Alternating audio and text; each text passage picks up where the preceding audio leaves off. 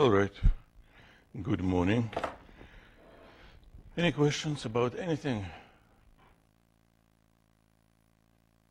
Yes? That one problem that we were going over at the end of class yesterday with the pulley and Two robes. pull that Okay. Hold that question. It's a big if, but it's going to happen. So this is a very old experiment called Atwood's machine.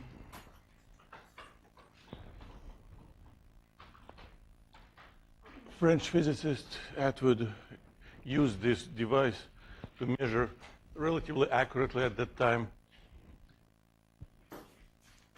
the acceleration due to gravity. So all we need is a pulley, a string, and two weights attached to it. So first I want to ask you this question. What do you think is going to happen if I attach two identical weights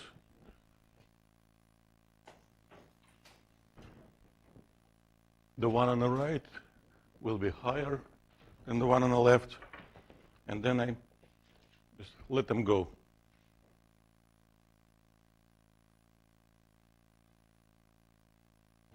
And every time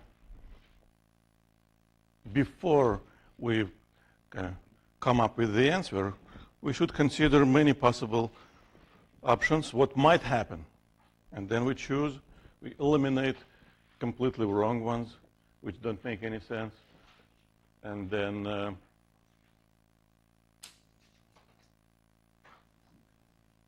make our mind. So for example, which of these 5 answers wouldn't make any sense?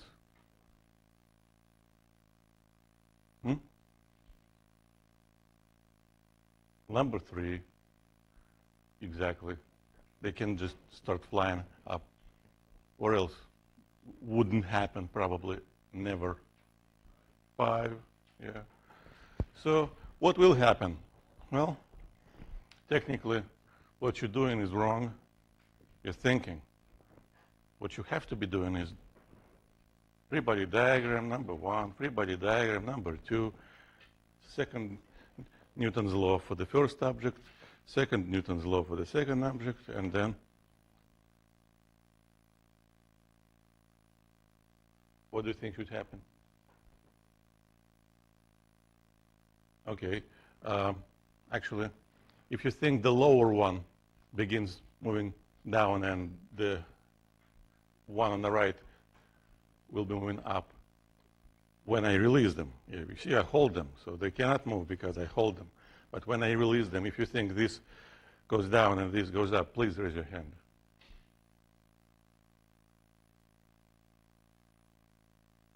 You're alone.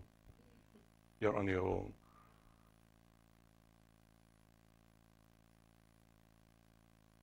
Nothing. And why would something start happening? There's no difference at all. What might change the behavior of the system if I add some extra weight? If I add it here, this will be heavier than that one, and the heavier will go down, the lighter will go up. If I add it here, now this one will be heavier, and so if I let it go, this one will go down, this will go up. These weights behave based on weight, not on the height, because height has nothing to do to forces. Force of gravity acting on every object independently of its height, well, within the reasonable distance from the Earth. So nothing, and of course, it's going to be moving, speeding up, and we will solve this problem, and well, we will solve this problem using Newton's laws, and we know the g, value of g is 9.8, so we can calculate the acceleration of each object, but historically, that was used backwards, because if we know distance traveled and time, we can calculate acceleration, and then we can use that number to calculate acceleration due to gravity, g, relatively accurately. And of course, the motion will depend on mass difference. If I put different weights, is it different? 20 grams. 20 grams, okay. So different, 20 and 20, 40. Now it should speed up faster than before, visibly faster. So what else might happen? Well, if I have identical weights and I give them a push, ideally without any friction, they should be traveling at constant velocity, because for each object, the net force acting on it in this situation, when we have identical weights, should be, the net force should be 0. Well, of course, all right. That's what we have to do. And we always start from a diagram. And here we have force of gravity acting down and force of tension acting up the string. And here we have force of gravity acting down and force of tension. Now, since technically we haven't solved this problem, we don't know what to expect. When we don't know what to expect, we can venture a hypothesis. And the hypothesis was this should go down, and this should go up. And it's natural to make an assumption, okay, they will be moving faster and faster. Those are just assumptions so far, but we can write now the law, Newton's second law, for each object. Remember our rule, all arrows which point up are positive, have positive components, and that gives us equation for the first, well, on the left, for the object on the left, for the first object.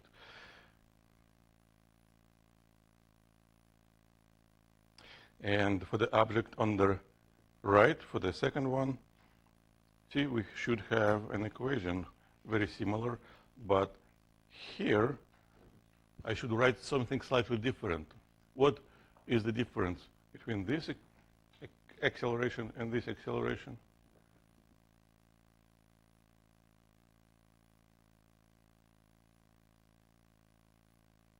What is the difference? Yes? Different sign, because this points opposite to y-axis. So, and in mathematics, we know if we have, you see, identical left-hand parts in those equations, that means we also should have equal to each other right-hand parts of these equations. Well, we can cancel mass. A equals minus A. How can it happen? There's only one number which satisfies this condition mathematically. Well, we can solve it. 2A equals 0, A equals 0. Acceleration cannot be anything but 0 in this situation. Which means, technically, velocity is not 0. Velocity is constant. But if the initial velocity is 0 and acceleration is 0, velocity has to remain to be equal to 0. The velocity equation looks like this. Initial plus acceleration times time. So if acceleration is 0, velocity always equal to initial value of it. And if initial was 0, it remains 0. And 0 velocity means no motion. If we give it a push, initial velocity is not 0. It should travel with constant velocity until it hits the pulley. Of course, that based on assumption No friction, nothing else is acting on it, because friction, of course, would slow it down. But this calculation immediately tells us what to do when masses are different. Strictly speaking, all we have to do is just add subscripts. Yeah.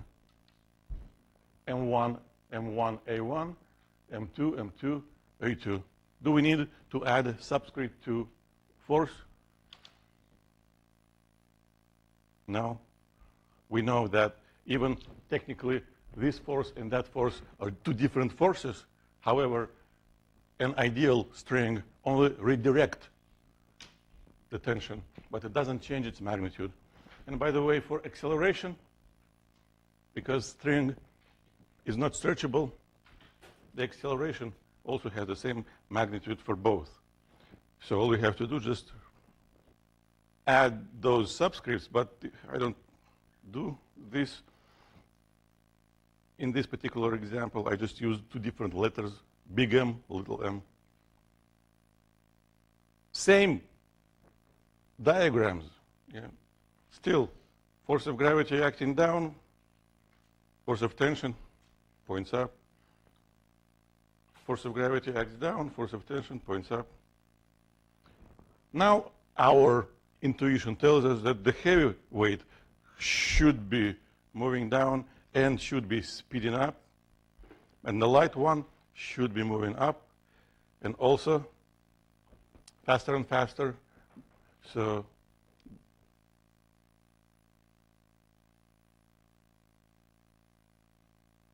technically, for now, we should use those subscripts because those are different velocities, different accelerations. But again, we know that the magnitude of those accelerations are equal to each other. Speed, which is the magnitude of velocity, is also the same for both because the string doesn't stretch. If it would have been a rubber cord, that could make a difference. So now, again, same equation, Newton's second law, which in general, again, relates net force acting on an object, mass and acceleration of an object. But we have to write this law twice specifically for each individual object. Well, for the one on the left, for the small one, tension minus magnitude of the force of gravity should be equal to mass times magnitude of its acceleration. For the one on the right, for the heavy one, same magnitude of tension minus magnitude of the force of gravity acting on a big box, a block of weight, should be equal to the big mass times the magnitude of the acceleration times -1. Because the acceleration here points down, which is opposite to positive y direction. And of course, now we can solve this equation mathematically. How many unknowns do we know? Do we have here? How many unknowns do we have here? Well, in general, we know these parameters, and we are looking for these two variables.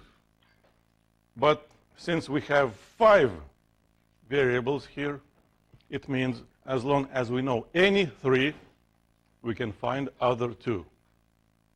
That's it. Doesn't have to be always tension and acceleration, which we need to calculate. No. So, first, I don't like having negative acceleration, so I want to multiply the whole equation by -1. This equation now turns into a different equation, slightly different. I just have to change all pluses to minuses, all minuses to pluses. Now what I want to do, I want to add these two equations. Okay, I want to rewrite it here.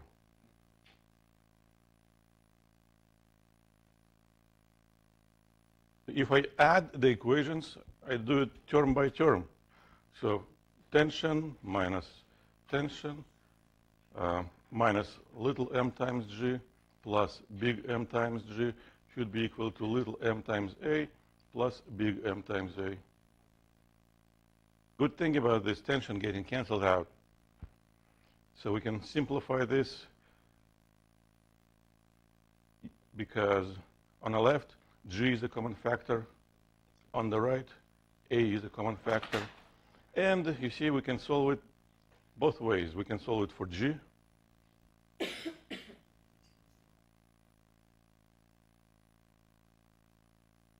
And that's how it's been measured, because acceleration is a measurable variable. We just need to have a stopwatch and a ruler for that. And we can solve it for A.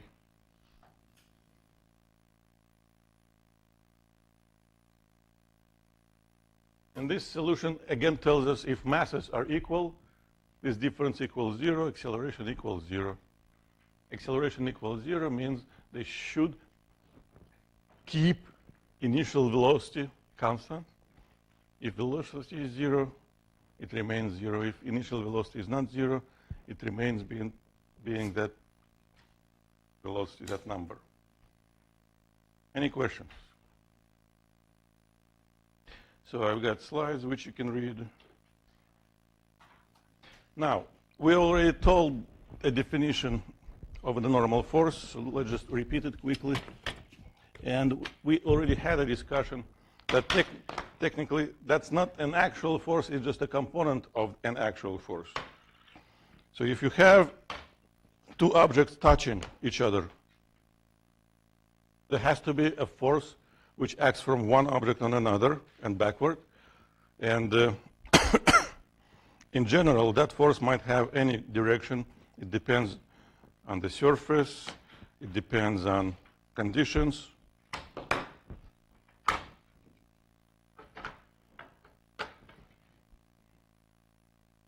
So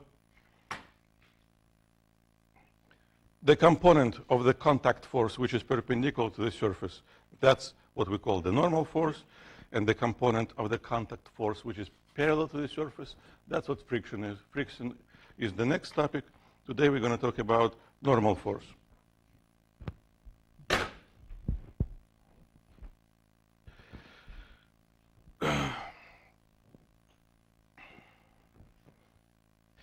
So this is the summary. And the first example, of course, the almost trivial. We have a horizontal surface. We have an object sitting or sliding, doesn't really matter. Well, in this situation, resting, so not moving. But the motion of an object doesn't affect the normal force, so it could have been sliding. Still, we would be using the same type of reasoning. Of course, we have to draw forces acting on this box or block.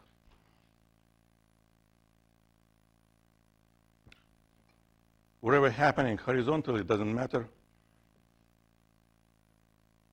So Newton's second law says that the net force acting on this object should be equal to the product of the mass and acceleration. But all we need to write is the component of this law relative to y-axis. Relative to this axis, normal force minus force of gravity should be equal to m times 0. Well, in this situation, acceleration is 0 because it's just not moving. So normal force equals m times g. And that's what we measure normally when we use a scale. When we use a scale, we place an object on it.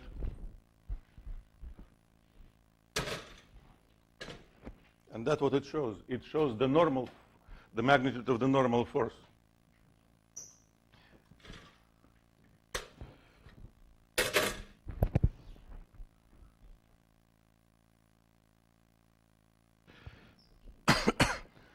This black line could have been the plate of a scale. Yeah? So we could have a reading which would say, well, if it's calibrated in kilograms, the number would have been 40. That's it. Could have been in newtons. If it's in newtons, number would have been close to 400, because this is 40 times 9.8 technically. Well, question based on this example: how would you answer this question? This question involves solving two problems. One problem, for the case on the top of the screen, you have a box.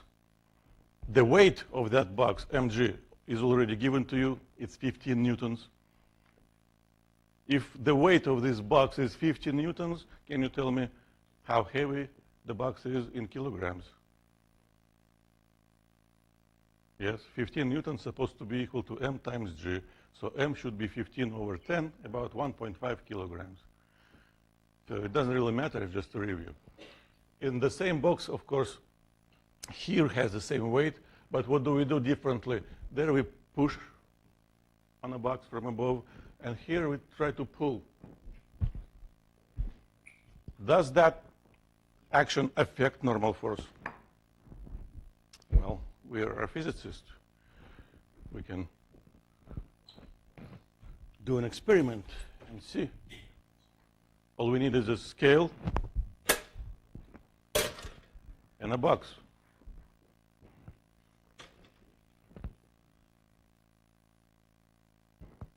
This is pushing.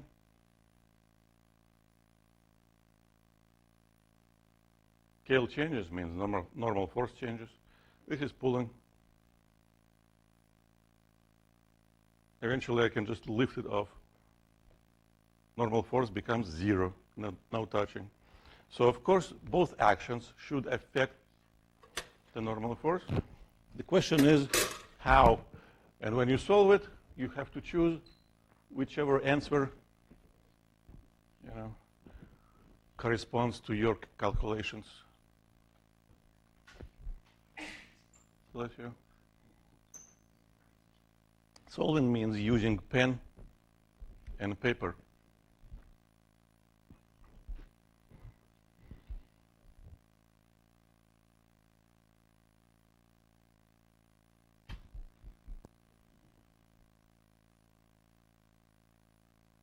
The strategy for this question is exactly the same as the strategy for the previous question.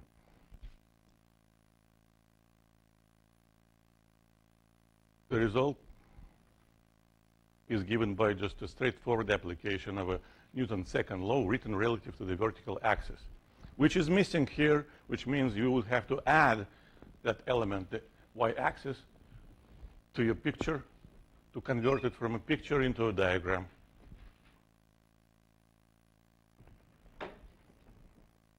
Well, by now you don't need this screen anymore. You have all information here in your notebooks, right?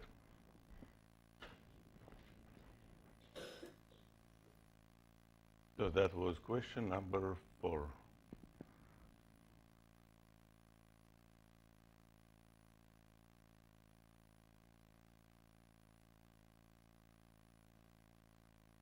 Two, 3, 4, already 25.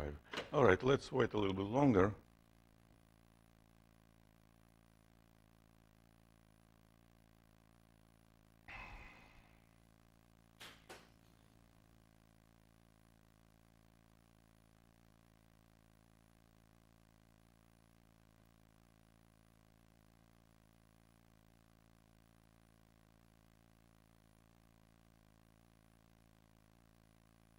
Well, of course, first thing to do is to eliminate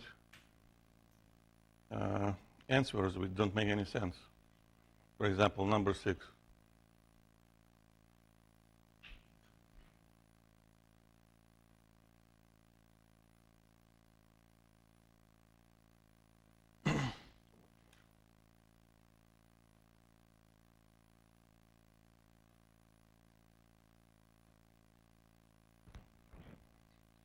Well,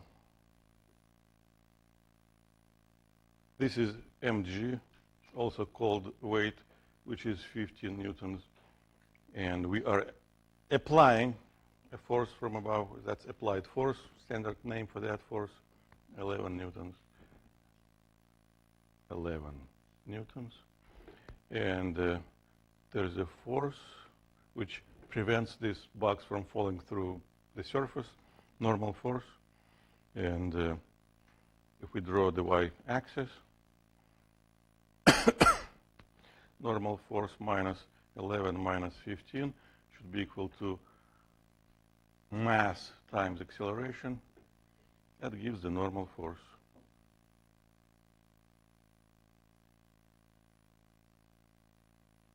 And in this situation, we still have the same weight.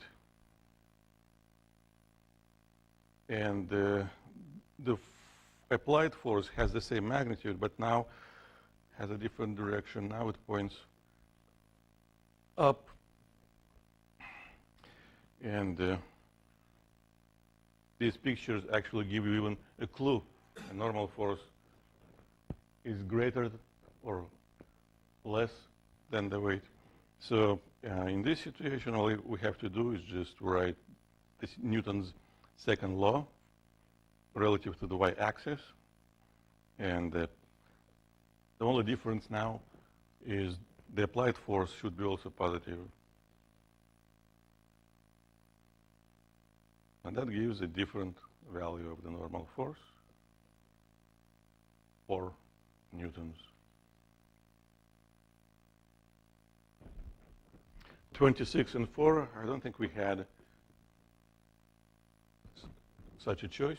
So the right answer is none of the above. Any questions? So far, so good.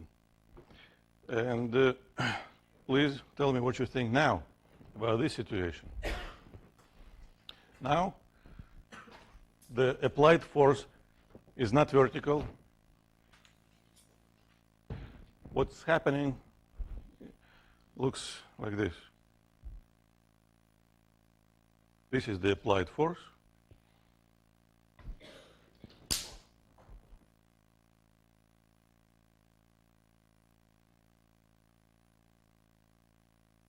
Without the applied force, the normal force would have been close to 400 newtons, because without the applied force, that would have been just the same box we used before on the same horizontal surface, and that problem has been solved. But now we are adding a force pushing kind of slightly down at a certain angle, and that's supposed to change the normal force. We know that from experiment with the scale. The question is, how? Does the normal force go up or down? So the number one answer doesn't make any sense, because normal force has to change. So your choice is just between 2 and 3. But the logic tells us, and physics tells us, our experience tells us, that because the force is a vector, it has components. Horizontal components doesn't affect normal force. So we have to look at the vertical component. And for the vertical component, this experiment is identical to pushing down. What was happening to the normal force when we pushed from above on an object? It went up. It has to go up.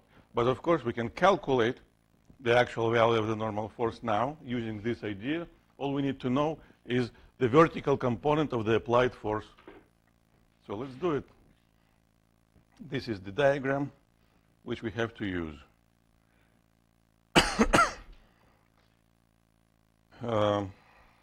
mg, which is about 400 newtons. In general, we could have friction acting here, but friction is a horizontal force, again, doesn't affect the normal force. In general, this box could have been sliding, or maybe friction could have been so strong that the box would be at rest. But sliding or being at rest, again, happening horizontally, so doesn't affect the normal force. What affects it? Only the vertical component of the force applied to the object? Well, theoretically, we have two components, the x component, which is irrelevant in this situation, and the y component. And as we know from the previous problem, when we write the Newton's law relative to y-axis, we should write Fn minus the y component of the applied force minus mg should be equal to m times 0. 0 becomes, even if it would have been moving, the vertical component of acceleration would have been 0. And the normal force, of course, now will be equal to mg plus the magnitude of the vertical component of the applied force. At this point, strictly speaking, physics is done. We have to go back to geometry. The hypotenuse equals 10 newtons. The angle between the horizontal direction and the force equals 30 degrees. And we are looking for this side of this triangle. So the question is, what function do we need to use to relate the hypotenuse? What should I fit between these numbers? Someone has to say something very, very loudly. Sine, sin, sinus, sinus, sin. Which makes it actually equal to 5 newtons. So we can finish our calculation. Normal force will be equal to 400 plus 5, 405 newtons.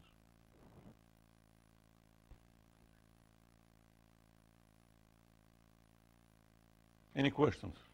Yes? Cannot hear you.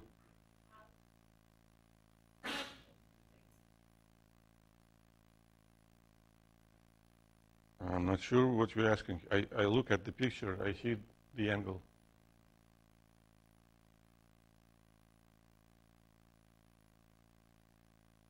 It says at 30 degrees to the horizontal direction.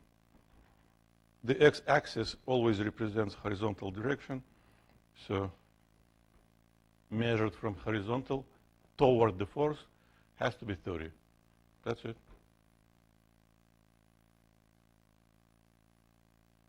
Don't overthink. Physics is easy. All right, now I'm going to give you a minute to calculate the magnitude of the normal force for this situation. I'm not going to ask you a specific question, just when you finish your calculation, wave your hands so I would see how many people finished.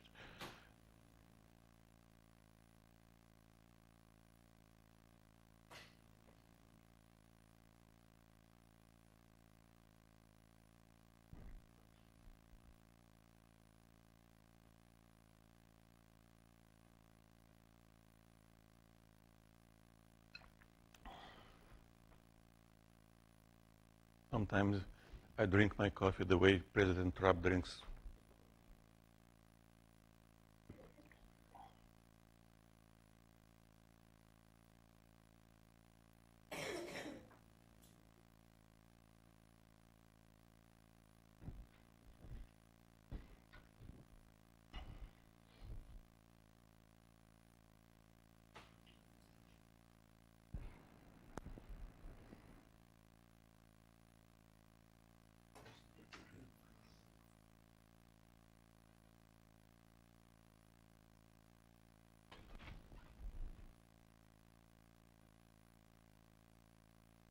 You got so many electronic devices. Nice.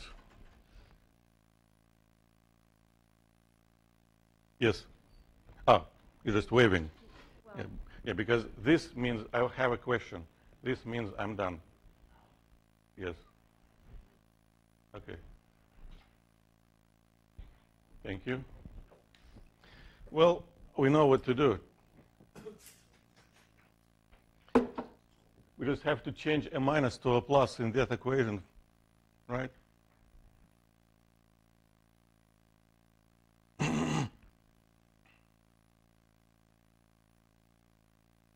We have the same weight,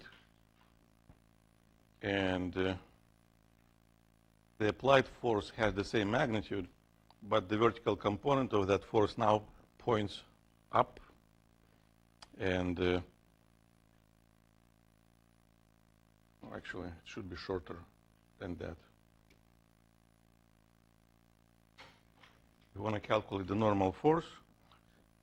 We have to use the Newton's second law for this box written relative to the y-axis. Previously, we had a minus in front of this variable. Now we just change it to a plus. And we know that the magnitude of this component equals 5. That's it.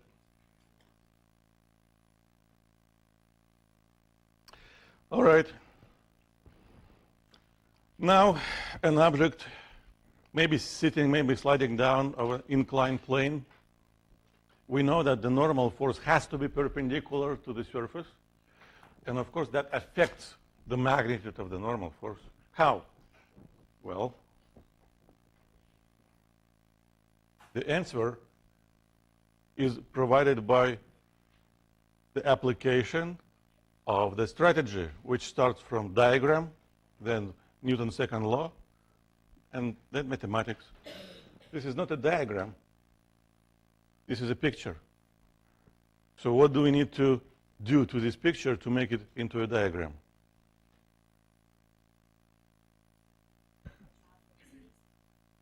Absolutely. That's the very first step. And again,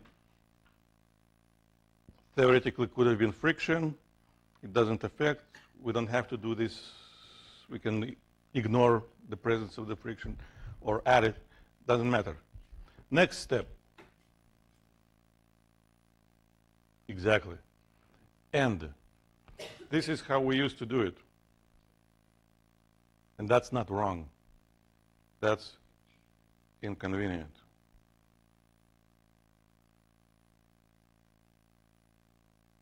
We could use these two axes and solve the problem, but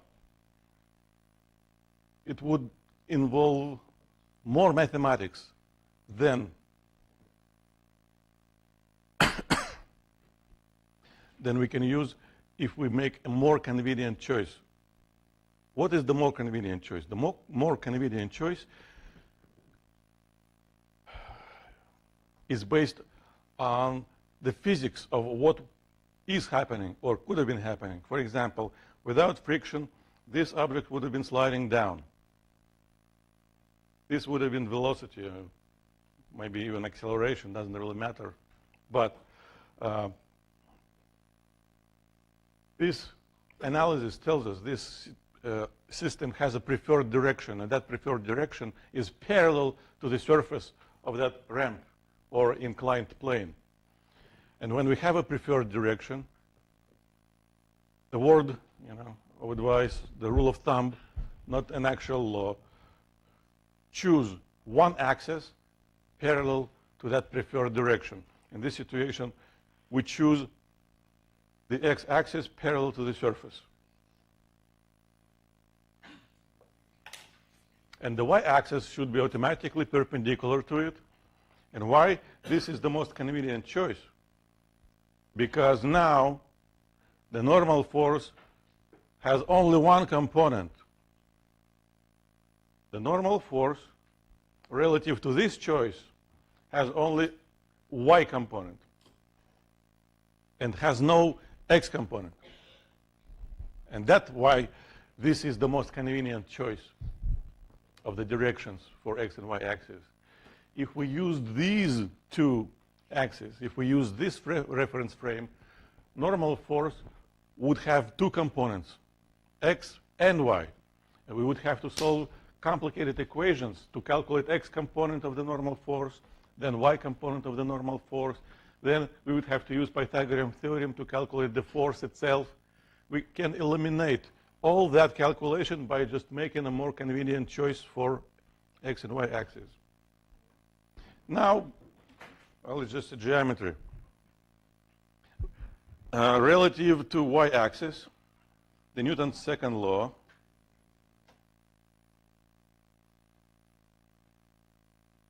at a sigma. Newton's second law should look like this. Normal force minus what? Well, if even we had acceleration,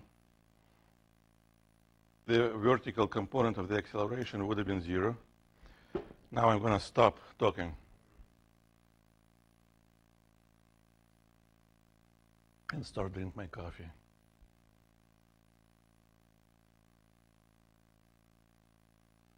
I have to say something.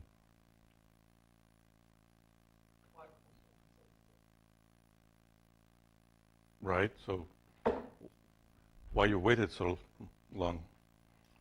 I have to use y component. I cannot use the whole force of gravity because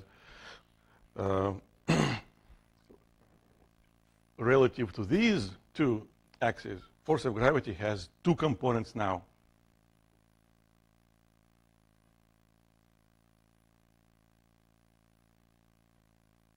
This is the x component of the force of gravity, which is irrelevant for this situation. And this is the y component of the force of gravity, which compensates, cancels out normal force.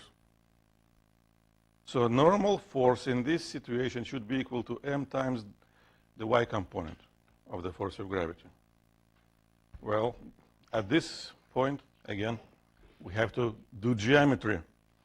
And do geometry, we need to use the angle of the incline, theta.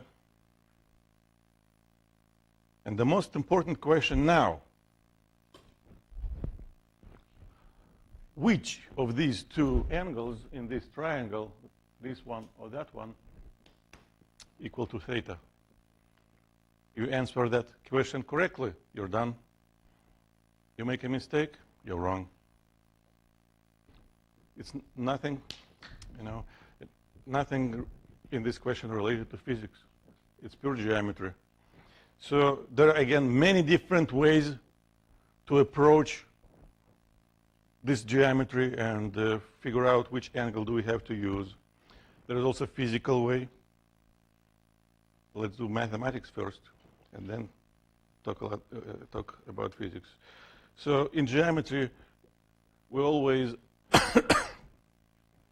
can add additional elements, like extend the line to see better how different elements of the picture related to each other. So if I extend the force of gravity, it has to be perpendicular to the horizontal direction. So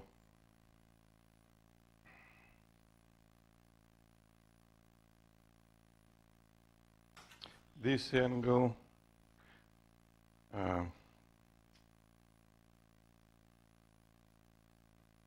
and something bright.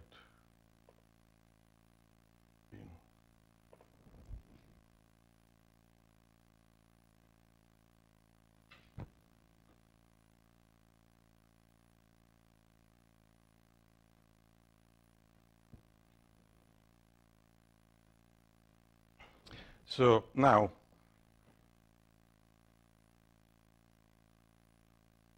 that's the same angle. And if I look at this large triangle, A, B, C,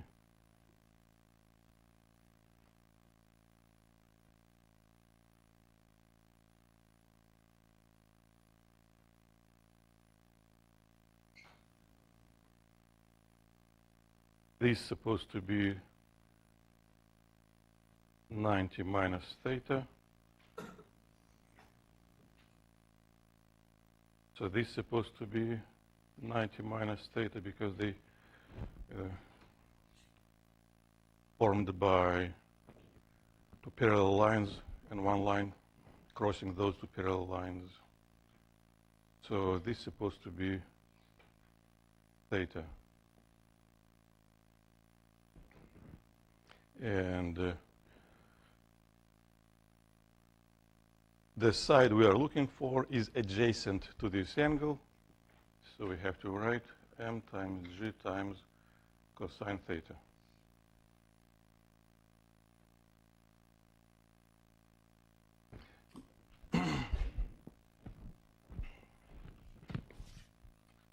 Of course,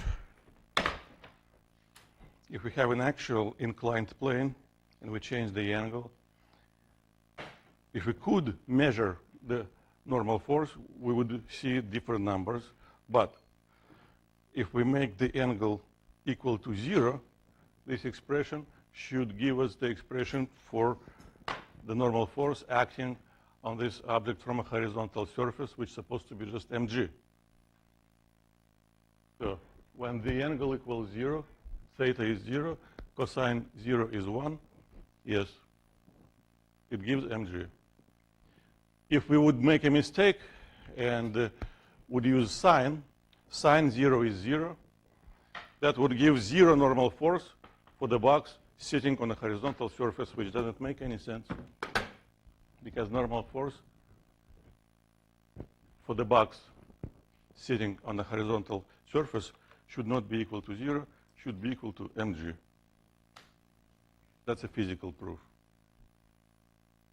Well, so remember that. For an object on an inclined plane, normal force is not equal to mg. It depends on the angle. And now we can use this. Now, I want to use a specific angle. Now we can use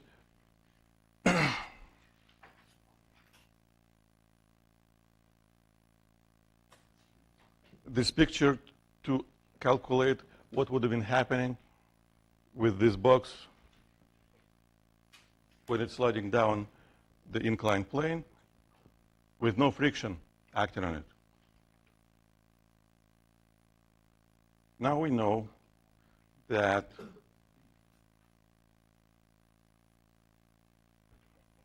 only two forces are acting. Velocity and acceleration point down the ramp. The most convenient choice for the x and y axis is, well, as in the previous reasoning, x should point parallel to the surface, y should point perpendicularly to the surface.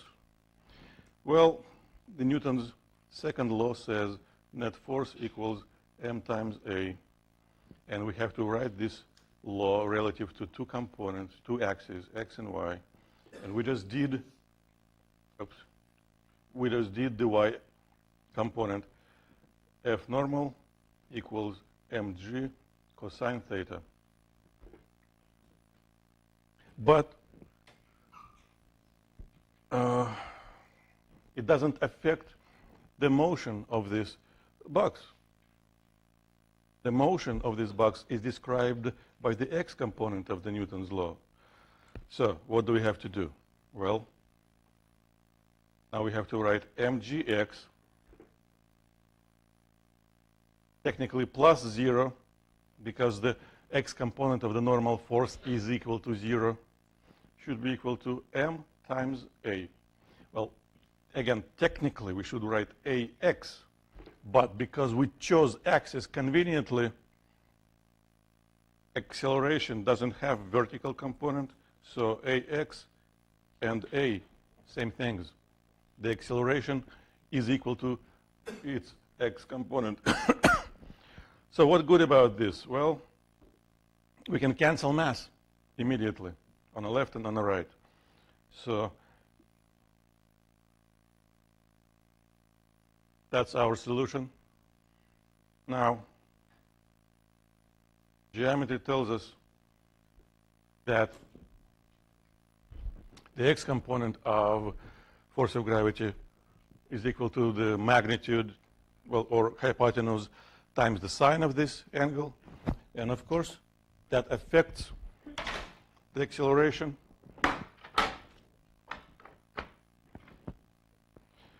to case number 1. Case number 2, more angle, larger acceleration, reaches the bottom of the ramp faster, less time. In particular, when the angle reaches 90 degrees, what should we have? How do we call this motion? Free fall. Well, I'm not responsible for sounds, so I'm only responsible for the experiments. And of course, see, again, when theta is 90, sine of 90 is 1, we get that acceleration supposed to be equal to g. Technically, we used the Newton's second law to prove that all objects, when in free fall, should have the same acceleration, g, all of them. And there is no mass in this expression. It canceled out. So neglecting air friction, all objects falling down should have exactly the same acceleration. Now,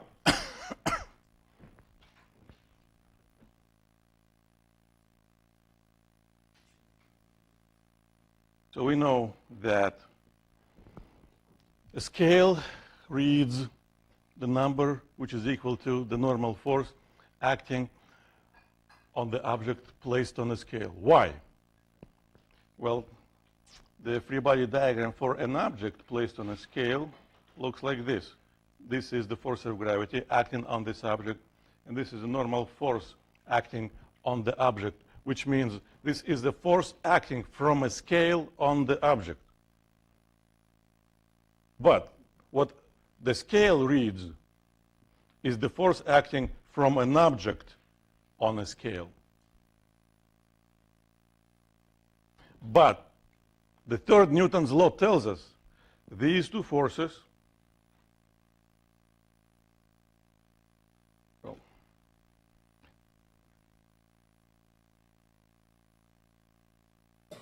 the one which we call normal force, and another one which has a name, the apparent weight, because this number tells us how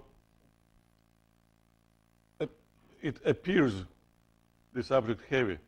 And these two forces have opposite direction, but they must have the same magnitude. Newton's third law says that. And well, this number, sometimes people call measured weight. This is always a positive number. This is just a reading of the scale. And we know that we can change the reading, change the apparent weight, change the measured weight by adding extra forces to the box, by pushing and pulling. But there is another way to change the apparent weight. We can take this whole scale. You know what? Too heavy for me.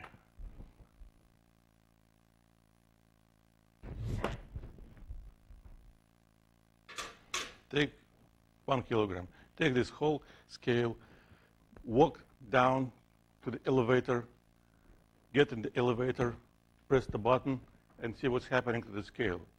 And we will see it will change. For example, when we start moving, we can see the reading goes higher. And well, it's kind of hard to do, but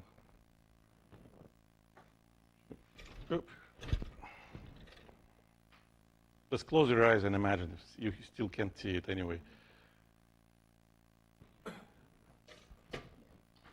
When I do it opposite, the reading decreases. So the actual weight of an object, of course, doesn't depend on how we make it move. The actual weight is force of gravity equals mg. It's a fixed number. But if we place it on a scale and start moving it up or down with certain acceleration, that affects the apparent weight. How? Well, so these are definitions. To answer this question, we just have to draw a free body diagram, apply Newton's law, and see what's happening, nothing else. The strategy is exactly the same. So for this object, inside the elevator, first of all, the question is, does the cable touch the person?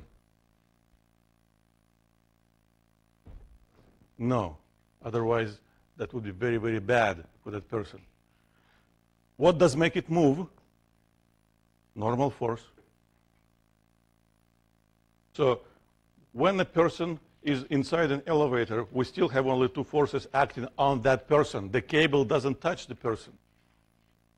It's only gravity, mg, and normal force. So the reading changes because normal force changes.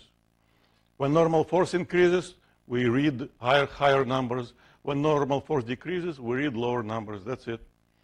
What might happen in general? Well, in general, the acceleration might point up, the acceleration might be equal to 0, or the acceleration might point down. But we can cover all these situations in one by using the x component of acceleration, which could have been positive, 0, or negative. How do we write the Newton's law? Well, relative to positive y direction, normal force is positive, force of gravity is negative, and that should be equal to m times the y component of the acceleration, So normal force will be equal to mg plus m times y component of the acceleration. And this is equal to the magnitude of the apparent weight equal to the measured weight, equal to the reading of the scale, and equals to m times g plus vertical component of acceleration, which is equal to m plus or minus the magnitude of this acceleration. When it's a plus, well, acceleration points up. When it's a minus, when acceleration points down. When it's 0, when velocity is constant. So this expression covers all situations, all possible situations simultaneously. So let's use it quickly to answer these questions. So the equation is normal force equals mg plus, this is how I prefer using it. This number, a sub y, represents the vertical component of acceleration. And in these examples, we solve for this. We solve for the vertical component of the acceleration. And if it's 0, it's 0. If it's positive, acceleration points up. If it's negative, acceleration points down. So what do we have here? 700 equals 700 plus m times a has to be equal to 0. Maybe this person in elevator which is at rest, or maybe the elevator moves up or down with constant velocity. What do we have here? So the reading, 1000, should be equal to the weight, 700, plus m times a y. So this gives us the value of vertical component of acceleration. Well, we need to know the mass. The mass is about what number? If the weight of the person is 700 newtons, the mass of this person is equal to 70. Yeah. So the mass equals weight over g. 700 over 10, 70. So this acceleration equals 1,000 minus 700 over 70. What do we have in the next picture? In the next picture, the normal force, the reading equals 400. That should be equal to 700 plus 70 times the vertical component of the acceleration. Now, to calculate the vertical component of the acceleration, we have to do this math. It's 400 minus 700 divided by 70. And now it is negative, which means in this situation, the acceleration points down. How does velocity point? We don't know. All we know is acceleration points down. But acceleration and velocity not related directly. They're related through speeding up, slowing down reasoning. So if acceleration points down, that means velocity may be pointing down, but the elevator should be speeding up. Or velocity might be point up, but the elevator should be slowing down. So the information about the acceleration doesn't tell us yet how does elevator move. Could have been up, could have been down. It requires additional reasoning. All right, one more problem I didn't solve. 0 equals 700 plus 70 times AY. Well, AY equals negative 700 over 70, which is negative G. What happened? Someone broke the cable and the elevator falling down. That's a free fall situation. And the actual weight of that person is still 700 newtons, M times G. But the apparent weight, the measuring device shows 0. That's what we call weightless.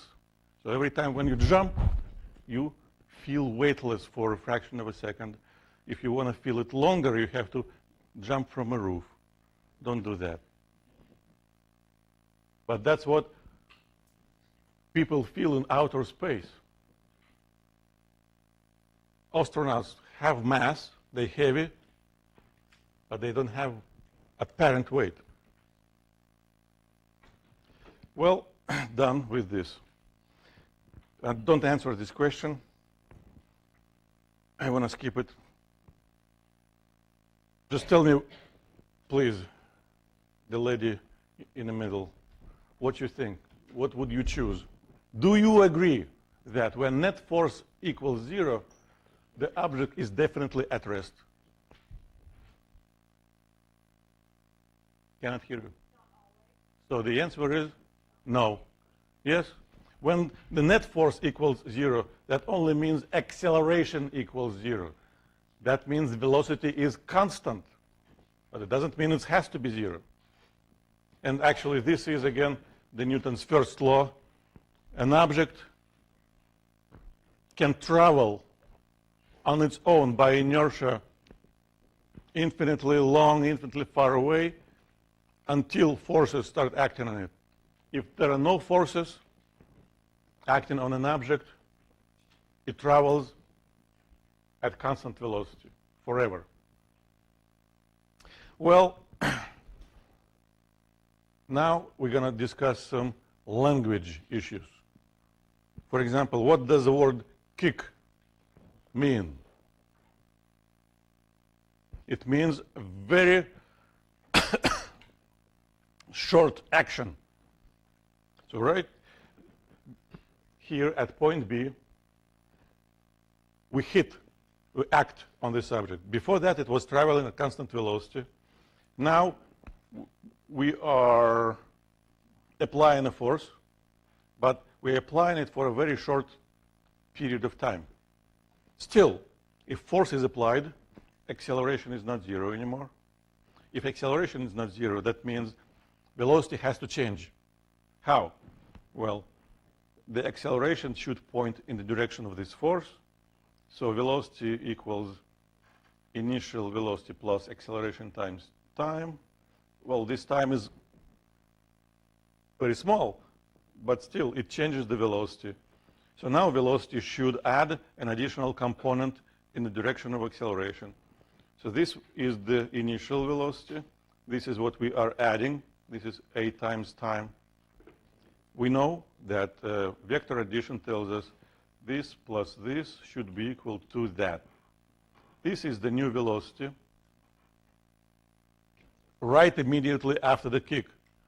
But because force is not acting anymore after the kick, this velocity should remain constant. So the object should keep traveling at constant velocity straight ahead, but in a different direction. Now, again, not going to ask you this question. Just tell me, what do you think about this problem on the screen and the problem we just analyzed? Is this problem different from previous or not? What do you think? Well, it's not a ball, it's a rocket. But we don't care about appearances. Appearances might be deceptive. We care about physics.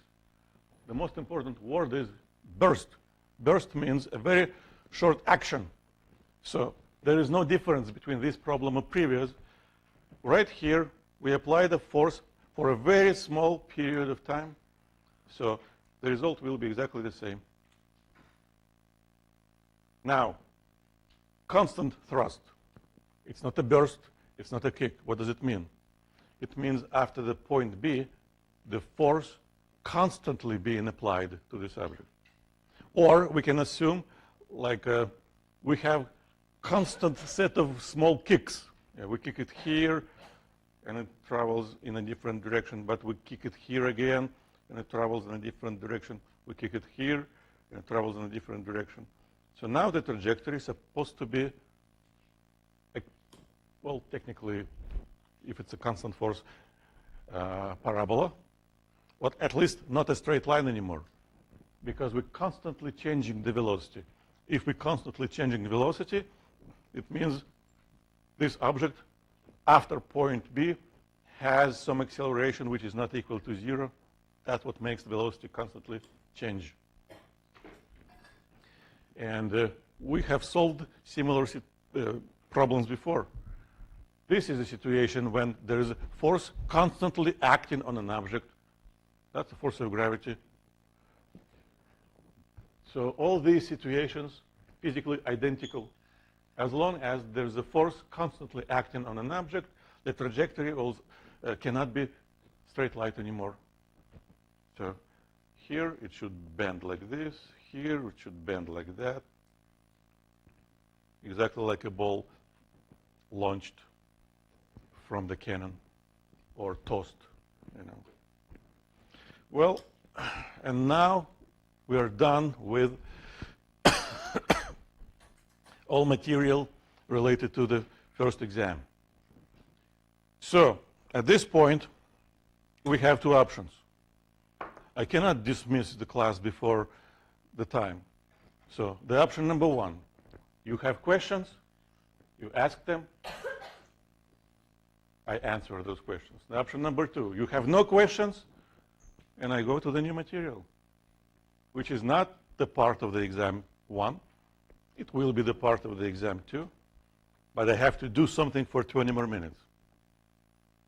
So it's up to you. Yes? The last example that we went over yesterday in class with the pulley, and there was constant velocity. Can you explain why was it the acceleration for the velocity? You said that it was moved up with a constant velocity, which automatically makes acceleration to be equal to 0. Or the force. Is the force is Let me just repeat first what I said, and then you can ask a specific question about the part of my reasoning. So I don't remember the exact number, let's say 30 kilograms attached to this cable, which means there is a force of gravity about 300 newtons acting on it. Now, velocity is constant, or even better, everything is at rest. Doesn't matter what is happening, acceleration has to be equal to 0. If acceleration is 0, net force acting on this object has to be equal to 0. And there are only two forces acting on this object: tension in a cable and gravity, which means tension in a cable should be equal to gravity in magnitude. What we said after that because the rope or a cable assumed to be ideal, it does not change the magnitude. It only redirects the force. So in a cable, in this rope, everywhere the magnitude of the force should be equal to 300 newtons. So here, there is a 300 Newton force acting on the hand of that person, which means the person should apply 300 newtons to hold it, to compensate. Because if he applies more, in that case, he would be lifting the weight, well, with a certain acceleration. Even if it travels with constant velocity, it still means that the person applies exactly 300 newtons. And also here and here, cables should apply 300 newtons to each side of the pulley. But if the pulley doesn't fall, it means here the force holding the pulley should be equal to the sum of these two forces, which gives us 600 newtons. Thank you. Yes? I have a question drawn from the homework assignment. Any question? That looks like this. Yep. So it's a block and two ropes attached to the block and the pulley on top. Yep. I know this problem. Yeah, so let's say the weight is like, I don't know, 10 kg and the tension is, I don't know, 20 kg in the first, on the left-hand side diagram. How do we know that when they say tension, it refers to two forces acting on two ropes that then become a single force acting on one rope? You know? Or if, let's say there's a variation of this question, if you have a person pushing a box and they tell you he's pushing it with two hands with force of 20 N, do we then assume that each hand is pushing with 20 N? Yes. But in general, I don't remember any problem when you would have to calculate force applied by one hand. It's always a force applied by a person as a whole. So yeah, I wouldn't worry about that situation. But in this situation, you have two different problems in one. First, when two cables attached to the object. And for this situation, the Newton's law says tension on the left plus tension on the right should be equal to mg.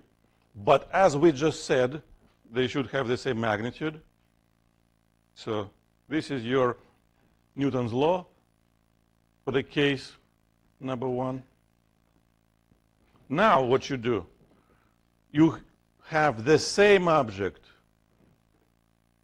attached to only one cable, only one rope. So this will be a tension which should compensate gravity. And again, if we write the Newton's law, we should say that this magnitude should be equal to this magnitude, which is equal to the magnitude number 1 times 2. And that's it. We don't even have to know how heavy the object is. Yes? Well, my question is, they gave us so the question gave us the tension for the left hand for case 1, right? Yep. So this is the number you know. Let's say it's, what is it? 500 newtons. Yeah, sure. But in the question, the correct answer was to assume that T1 is equal to 500 Newton. But in the left-hand side, case 1, when it says tension, do they refer to a single T1 or do they refer to both T1s together? That I don't understand. The tension is the force inside the cable. The tension is the force inside the rope. This is what you have to do to measure it.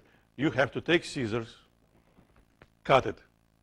Then you have to take a spring scale or a dynamometer, a device, or a force sensor, a device which measures force, and insert it. And then you have to read it. And this will be the number which we call tension. But why does the tension only include one T1 rather than both T1s in the left-hand side here? I don't understand the question. I'm telling you how it has to be measured. If you measure something differently, that's going to be a different thing. If you want to measure tension, you have to do this. You have to insert the measuring device in the cable, and this cable will be attached to this measuring device, well, above and below. And this number which you read here has a name, tension, in this cable. And this number has to be equal to the number given to you. Now, if you want to ask what will be the tension in this, I will tell you, same as this. If you ask, how do we prove it? You have to take scissors, cut this cable, insert force sensor here, and read it. And you will see that this number will be exactly equal to that number. And that's what we call tension in the string. You can insert it here or here. As long as it's the same string, it will show you the same number. If you want to measure something else, that's on you. But that will not be called tension. The tension in the string is the force acting inside the string at any location of the string.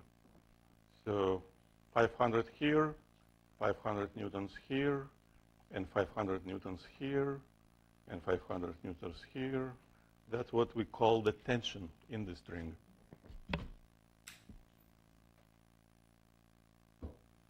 And if we now hold the same box using only one cable, it changes the tension how? Well, 1,000 now. Because now we have to use only one string to support the same weight. If you want to support the same weight using like 4 cables, well, you would have to do pulleys. It has to be, no. At this point, doesn't really matter. Yeah. If they all identical. So in this situation, the same weight will be kind of spread among 4 cables. And that's how people use mechanical advantage devices. If you attach many cables connected through pulleys, well, to lift a very heavy weight, you can apply kind of very weak force because it will be divided between those parts of a cable attached to this weight. I'm not sure if this picture helps.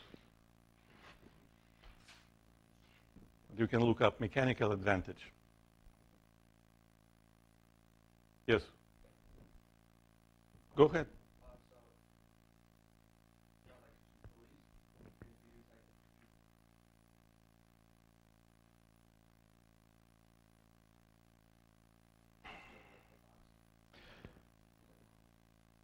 Don't read too much.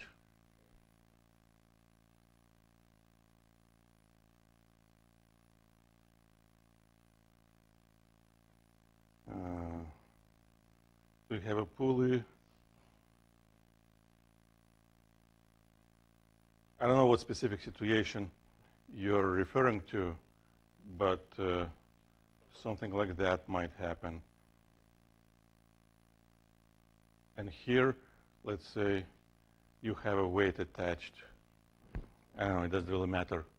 So in this situation, if you apply a force here,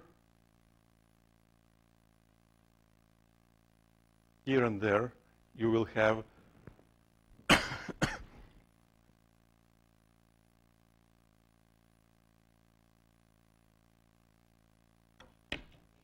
two tensions acting on this pulley attached to this weight. So if you just hold it still, you can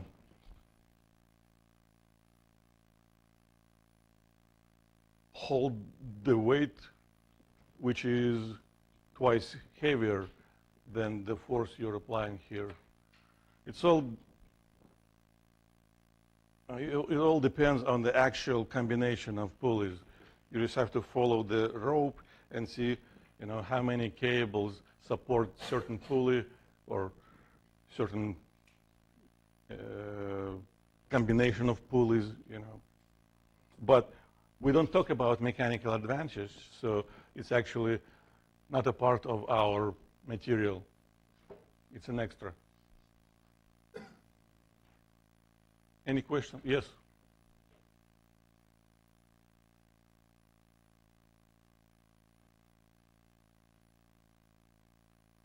Well, that's one of the reasons. But also, if you ride a mountain bicycle, you want to be able to change the speed and the diameter of those gears related to the speed of the wheel, You can spin the pedals with the same speed, but using gears, you can kind of translate that speed into different speeds of the wheel. It's not just about forces, it's also about speed. Well, any questions? Yes? Yes? I don't know. I haven't started thinking about the exam yet, honestly. I had no time for that. I don't know what's going to be an exam yet.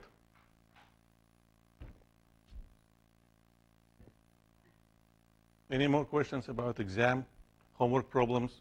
Any homework problem which confuses you? We can discuss them. Yes? Yes, go ahead. Yep.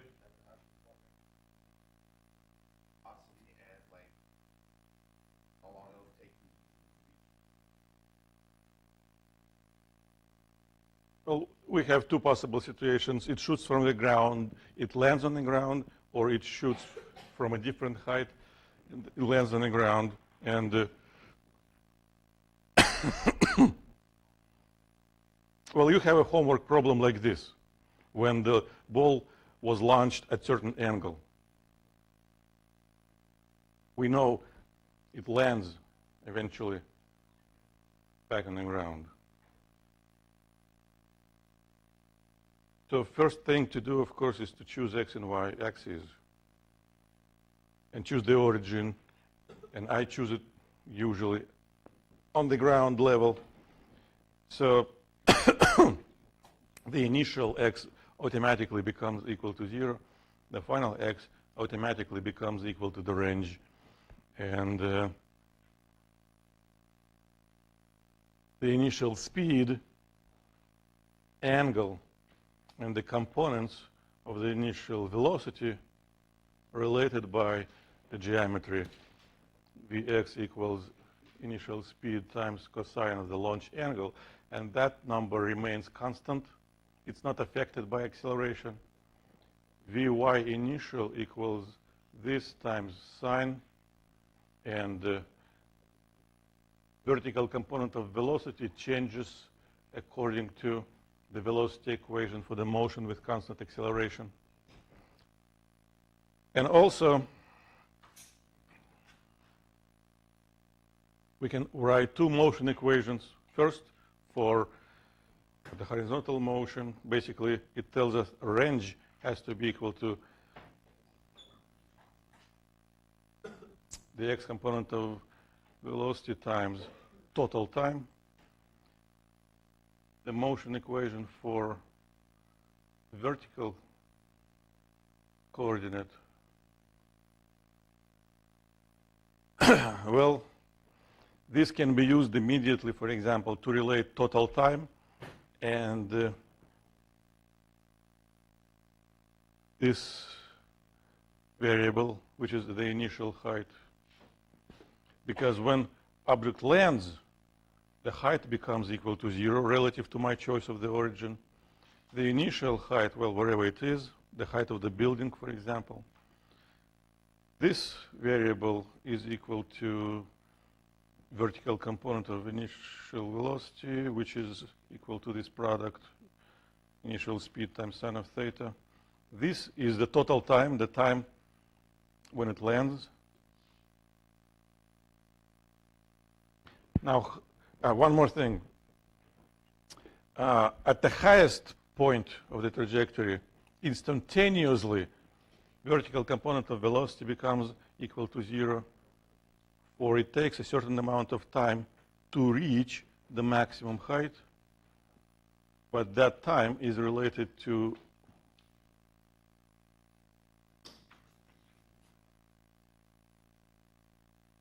vertical component of initial velocity by this equation. Velocity equation tells us how to calculate time to the top.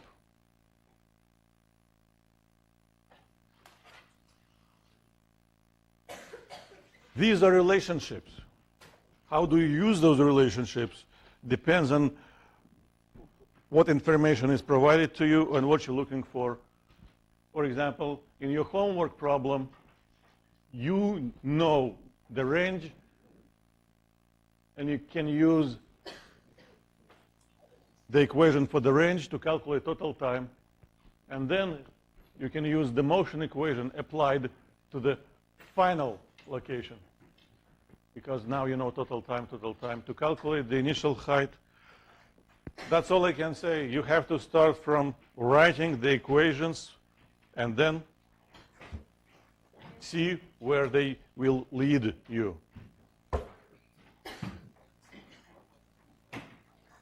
Why is the motion? We still have 2 minutes. Yes?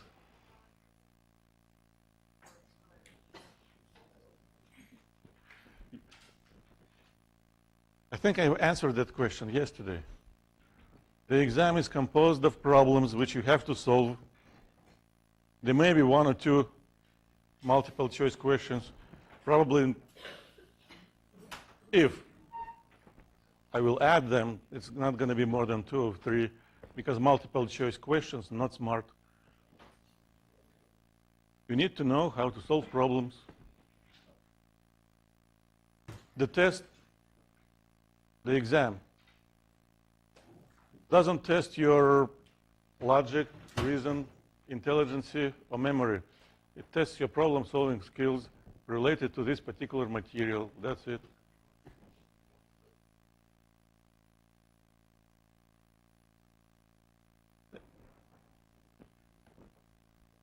Please ask me if the exam will be difficult. I don't know. That's like motion relative. Something easy for one person might be difficult for another person.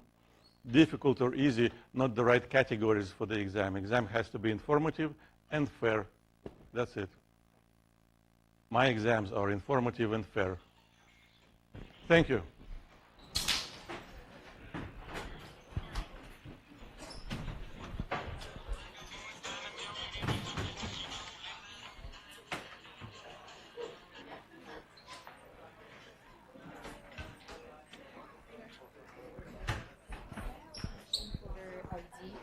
I'm an incoming student. I do have BUID. Can I use like Any. Doesn't matter. Okay. It's not crucial. It's just in case sometimes. Okay. Yes. I just had a quick question. Yes. So for this homework problem, we were given initial velocity on the horizontal, and like that's pretty meaningless for the solving the problem. Yep. Will you be doing stuff like that as well? redo the Not intentionally. Sometimes it might happen, but usually I try to avoid it. Okay, so like